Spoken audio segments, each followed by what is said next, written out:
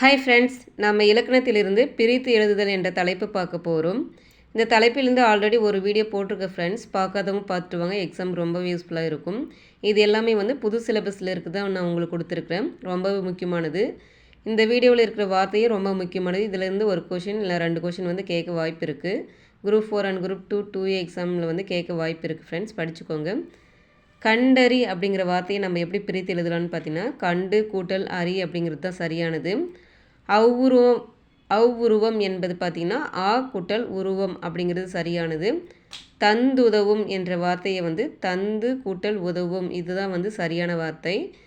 பெயர் அறியா என்ற வார்த்தையை எப்படி பிரித்து எழுதலான்னு பார்த்தீங்கன்னா, பெயர் கூட்டல் அறியா என்கிறது சரியானது. காட்டாறு என்பது ரொம்ப முக்கியமானது. இந்த வார்த்தை ரொம்ப முக்கியமானது. ஆல்ரெடி ப்ரீவியஸ் இயர் கொஸ்டினில் கேட்டிருக்காங்க. காடு கூட்டல் ஆறுங்க அப்படிங்கிறது சரியானது. யாதெனின் என்ற வார்த்தையை யாது கூட்டல் எனின் அப்படின்னு பிரிக்கிறது சரியானது. பூட்டும் கதவுகள் என்பது பார்த்திங்கன்னா பூட்டும் கூட்டல் கதவுகள் என்பது சரியானது.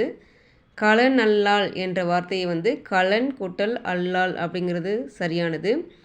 கனகச்சுனை என்பது பார்த்திங்கன்னா கனகம் கூட்டல் சுனை அப்படிங்கிறது சரியானது. கண்ணோடாது என்ற வார்த்தையை கண் கூட்டல் ஓடாது அப்படிங்கிறது சரியானது. கசடற என்ற வார்த்தையை பார்த்திங்கன்னா எப்படி பிரிக்கலான்னு பார்த்தீங்கன்னா, கசடு கூட்டல் அற அப்படிங்கிறது சரியானது. இந்த கொஷின் ஆல்ரெடி கேட்டிருக்காங்க. அக்களத்து என்ற வார்த்தையை ஆ கூட்டல் களத்து அப்படிங்கிறது பிரித்து எழுதுறது சரியானது. மாசற என்ற வார்த்தையும் ஆல்ரெடி கேட்ட கொஷின். மாசு கூட்டல் அற அப்படிங்கிறது சரியானது. படிப்பறிவு அப்படிங்கிறது பார்த்திங்கன்னா படிப்பு கூட்டல் அறிவு அப்படி பிரிக்கிறது தான் சரியானது.